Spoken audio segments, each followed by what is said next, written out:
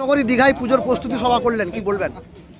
আমাদের দীঘা সার্বজনীন দুর্গা ও লক্ষ্মী পূজা কমিটি এই বছর ৭৯তম বর্ষে পদার্পণ করল। তো দীঘার সবচেয়ে পুরনো পুজো এটা। আমাদের পুজোর এখানকার যত বিশিষ্ট মানুষ আছে সবাই এই পুজোর সাথে যুক্ত আছে। আমরা গত কয়েকদিন ধরে কয়েকবার আমরা সভা করেছি। আমাদের পুজো যে কী হবে সেটা আগে থেকে আমরা জানিয়ে দিয়েছি। আগের আপনারা ছবিটা করেছেন, টিভিতেও দেখা গেছে যে আমাদের প্রোগ্রামটা কী আছে। আমরা শুরু করছি মহালয়া দিন ব্লাড ডোনেশন ক্যাম্প দিয়ে, আর ষষ্ঠী দিন আমাদের একটা র্যালি হবে। 500 জন মহিলা দুটো কালারের শাড়ি পরে এবং সঙ্গে আমাদের পূজা কমিটির কর্মকর্তারা থাকবে, আমাদের যারা পুজোর মেম্বার তারা থাকবে। যে একটা প্রসেশন করে আমরা সমুদ্র আরতি করতে যাবো।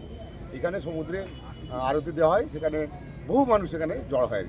সেই প্রোগ্রামটা করে আমরা এখানে এসে গুণীজন সম্বর্ধনা করবো এবং সেই গুণীজনদের দিয়ে আমরা পুজো মণ্ডপ উদ্বোধন করবেন। এবার থিম কি রয়েছে? কীভাবে আমরা দেখেছি যে আমরা মায়াপুরে ইস্কন মন্দিরের আদলে আমরা মন্দিরটা তৈরি করছি। যেহেতু মুখ্যমন্ত্রী এখানে জগন্নাথ মন্দির বানিয়েছেন, মমতা ব্যানার্জি, তো মানুষ প্রচুর আসবে। সঙ্গে দুটো মন্দির দেখতে পাবে, এক হচ্ছে জগন্নাথ মন্দির আর আমাদের ইস্কন মন্দির, দুটোকে তারা এক জায়গায় পাবেন। তো সেই হিসাবে আমরা একটা মন্দিরটা করলাম।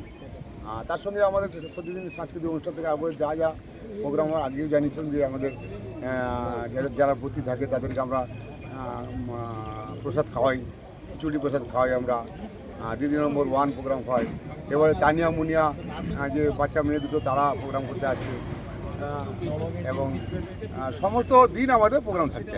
আর গভর্নমেন্ট যে গাইডলাইন আছে সেই গাইডলাইন মেনে আমরা কিন্তু এই পুজোটা করি। যেহেতু পর্যটক ক্ষেত্র দীঘা, এখানে প্রচুর মানুষ আছেন এবং বিশেষ পর্যটকরা এখানে প্রচুর আরতি দিতে আসেন।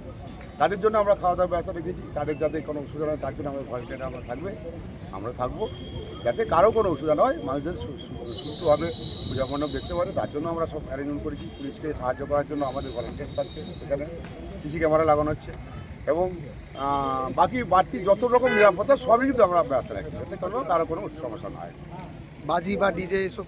হ্যাঁ, আমাদের বাজির কোনো বিষয় নেই, এখানে আমরা বাজি ফাটানোর আমরা ইয়েতে নই, বিশ্বাসী নই। শব্দ দূষণ হবে আর পরিবেশ দূষণ হবে, তার জন্য বাজিটাকে আমরা বন্ধ করি। শুধুমাত্র যেদিন প্রসেশন হবে আমাদের ষষ্ঠী, সেখানে কিছু আমরা আতশবাজি রেখেছি, অল্প রঙিন রাখবে, এখানে আর কোনো বেশি রাখি। আপনার নাম? আমার নাম সুশান্ত পাত্র, আমি পূজা কমিটি দীঘা সার্বজনীন দুর্গা ও পূজা কমিটির সম্পাদক।